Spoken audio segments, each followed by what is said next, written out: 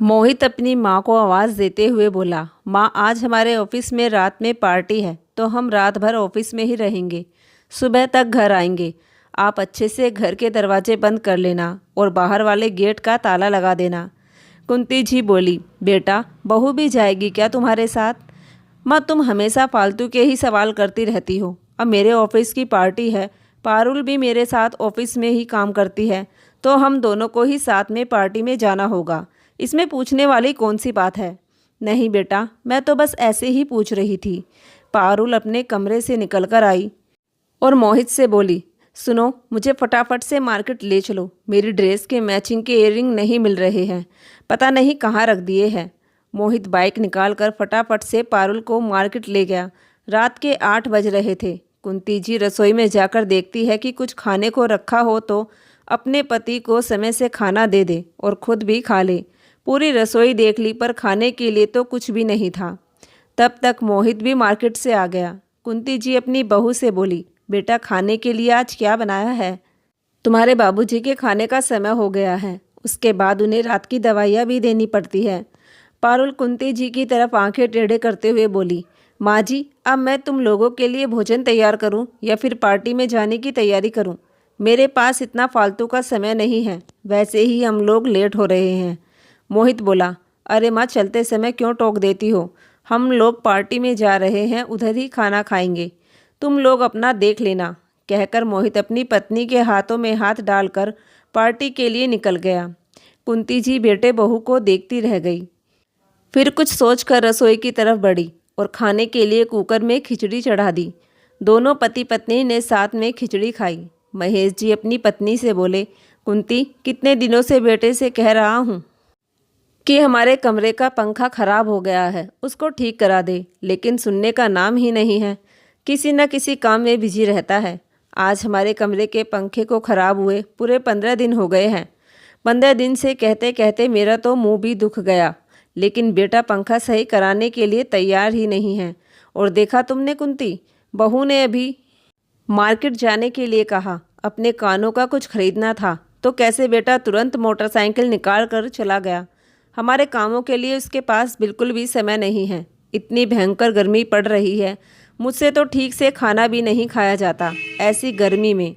आजकल के बच्चों के पास माता पिता के लिए और उनके कामों के लिए समय ही नहीं है, और बाकी सारी दुनिया भर के काम करने के लिए उनके पास समय होता है। तुमने अगरबत्ती के पैकेट का हाथ वाला पंखा बनाया था, वही दे दो, कम से कम उसी को हिलाता रहूँगा। आंगन में भी चारपाई डालेंगे तो एक पत्ता भी नहीं हिल रहा है, ऊपर से मच्छर अलग काट रहे हैं। कुंती जी बोली, अरे आप परेशान मत होइए, कल मोहित से कहेंगे कि हमारा पंखा ठीक करा दे, नहीं तो हम दोनों इतनी गर्मी में बीमार पड़ जाएंगे, फिर तुम्हारा ही काम बढ़ जाएगा। इतना कहकर कुंती जी रसोई में बर्तनों को रखने चली गई। उसके बाद चाबी उठाकर गेट पर ताला लगाया और सारे कमरों को चेक करने लगी कि सबके गेट बंद है या नहीं। जब वह बहू बेटे के कमरे में गई तो देखा बहू तो अपने कमरे का एसी खुला छोड़ गई। कमरे में एकदम से ठंडक है, पूरा कमरा ऐसा ठंडा हो रहा है जैसे शिमला में हो। उस कमरे में 2 मिनट खड़े होकर कुंती जी को ऐसा लग रहा है जैसे चैन की सांस आई हो। वह एसी को बंद करने की कोशिश करती है कि बेटा बहू तो सुबह तक आएंगे तो फालतू में ही चलता रहेगा, लेकिन उनको समझ में नहीं आया कि उसको बंद कैसे करना है। बहुत देर तक उन्होंने कोशिश की लेकिन बंद नहीं कर पाई। वो अपने कमरे में आकर महेश जी से बोली, आज सच में बहुत गर्मी है, बहू बेटे के कमरे का एसी तो फालतू में चल रहा है।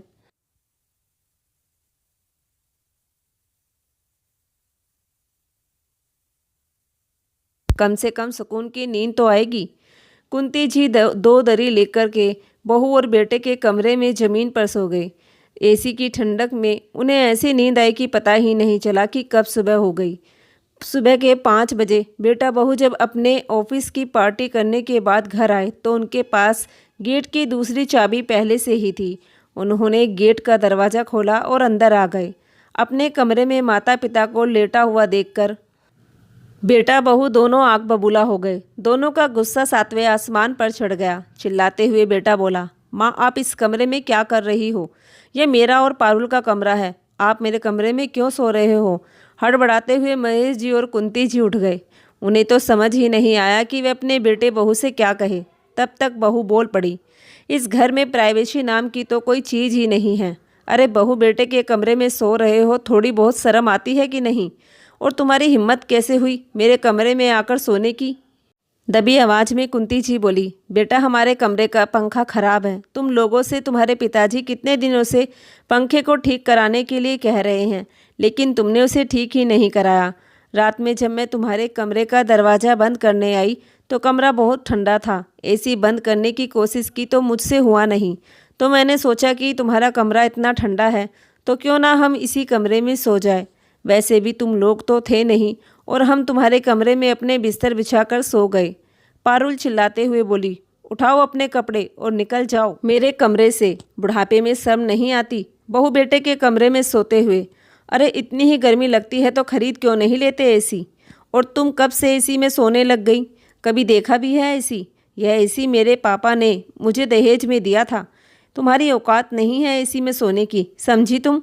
बहू इतना उल्टा सीधा बोले जा रही थी, लेकिन बेटा कुछ भी नहीं कह रहा था, बल्कि अपनी पत्नी की बातों में हाँ मिला रहा था। महेश जी अपना बिस्तर उठाकर अपने कमरे में चले गए। पीछे से बहू अपने सास ससुर से चिल्लाते हुए कहती है, अपने कमरे में बिना पंखे के सो जाते तो मर थोड़ी ना जाते। आकर मेरे कमरे में सो गए, सारा कमरा गंदा कर दिया। अब मुझे पूरे कमरे की सफाई करनी पड़ेगी। कुंती जी और महेश जी अपने कमरे में आकर सर पकड़कर बैठ गए, क्योंकि उनके बहू बेटे ने इतनी ज़्यादा बेइज्जती कर दी थी कि वह अपने आप को कोस रहे थे कि क्यों वो बहू बेटे के कमरे में सोने के लिए गए। इससे अच्छा तो अपने कमरे में ही पड़े रहते। इस तरह बेटे बहू से जलील तो ना होना पड़ता। कुंती जी अपने पति से शिकायत करती हुई बोली, जब से बेटे की शादी हुई है बेटा तो पूरी तरह ही बदल गया है। बहू कुछ भी कहती है वह उसकी हाँ में हाँ मिलाता है। अपने माँ बाप की तकलीफ़ उसे दिखाई नहीं देती है। खुद तो एसी में सोता है और हमारे लिए एक पंखे की भी व्यवस्था नहीं करता है। क्या हमें गर्मी नहीं लगती है? और जब से बहू के मायके से एसी आया है तब से बहू ने अपने एसी के गुणगान गाकर मेरा तो जीना दुर्भर कर दिया है। बेटा बहू सुबह के 5 बजे आ गए थे और इसके बाद उन्होंने महेश जी और कुंती जी को इतना कुछ सुना दिया था कि जिसकी उन्होंने कभी कल्पना भी नहीं की थी। माता पिता को भला बुरा सुनाकर बेटा और बहू दोनों पैर फैलाकर सो गए।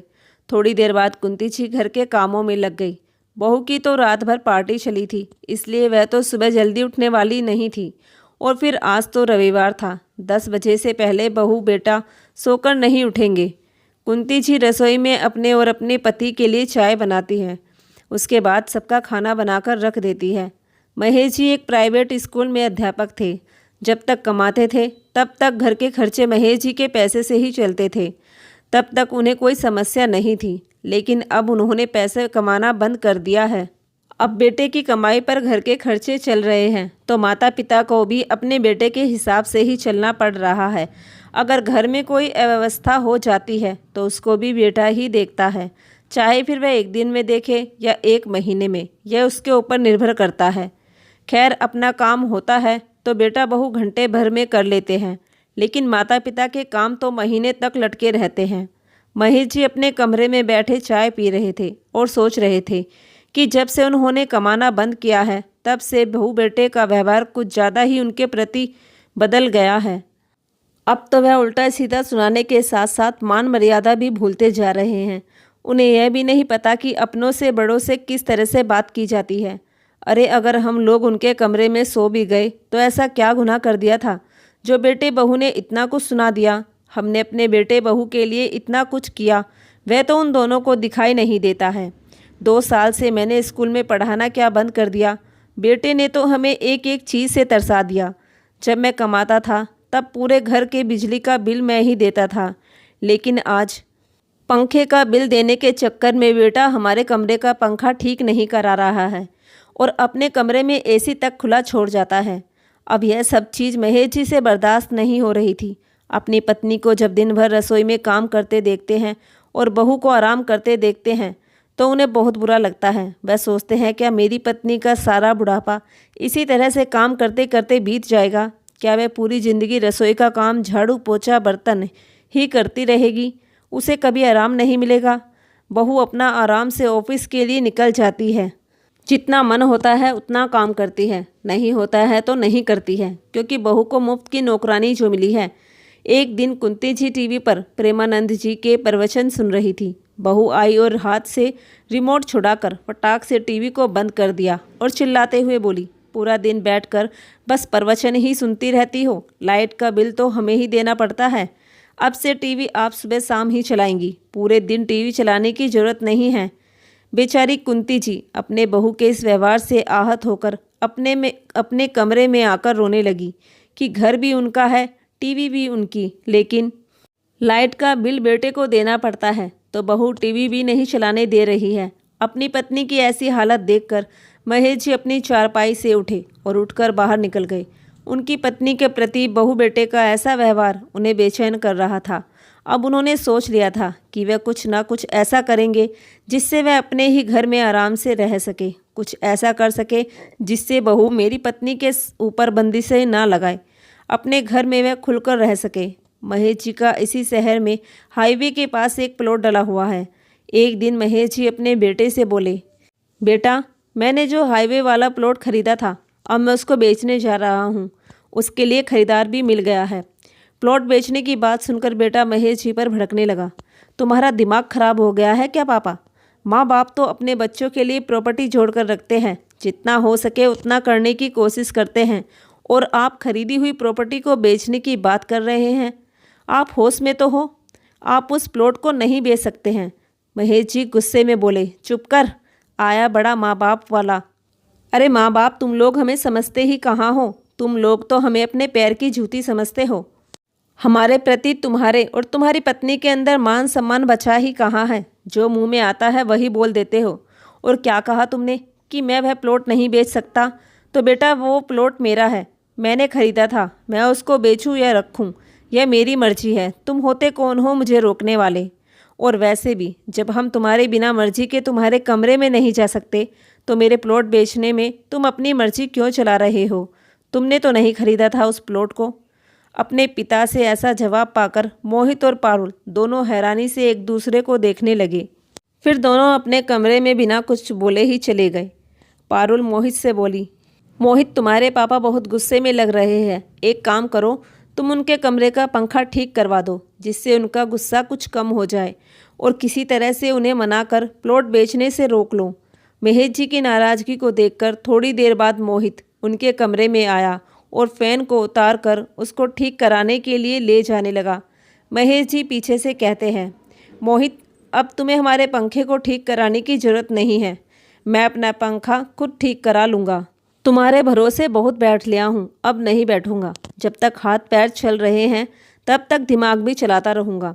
मुझे तो लग रहा था कि अब हमारा बेटा नौकरी करता है, बहू भी नौकरी करती है, तब हम दोनों घर की जिम्मेदारियों से मुक्त हो जाएंगे, लेकिन नहीं, हम पर तो और ज़्यादा बंधन लग गए हैं। और तुम्हें लगता है कि मेरा पंखा ठीक कराने से मैं अपना प्लॉट नहीं बेचूंगा, तो तुम गलत हो। मैंने बहुत अच्छी तरह से सोच लिया है कि मुझे क्या करना है। कुछ दिनों में महेश जी अपने हाईवे वाले प्लॉट को बेच देते हैं। प्लॉट हाईवे के पास था तो उसकी कीमत भी अच्छी खासी मिली थी। उनका वह प्लॉट पूरे 1 करोड़ में बिका। महेश जी उन पैसों को अपने बैंक में जमा कर देते हैं, जिनको उन्हें हर महीने ब्याज आने लगता है, और उस ब्याज से वो अपने और अपनी पत्नी के हर छोटे बड़े खर्चों को पूरा करने लगे। अब उन्हें बहू बेटे के आगे हाथ नहीं फैलाना पड़ता था। उन्हीं पैसों से महेश जी ने अपनी पत्नी के लिए एक बड़ा सा टीवी खरीदा और अपने कमरे में एक नया एसी भी लगवा लिया। जिस दिन महेश जी ने अपने कमरे में नया एसी और नया टीवी लगवाया था, उस दिन बहू बेटे ऑफिस में थे। उन्हें पता ही नहीं था कि पापा ने अपने कमरे में नया एसी और टीवी लगवाया है।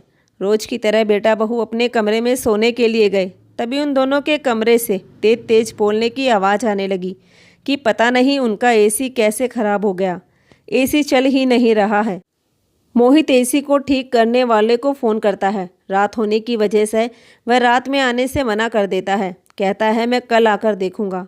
मोहित और पारुल को तो एसी में सोने की ही आदत थी, बिना एसी के तो वह सो ही नहीं सकते थे।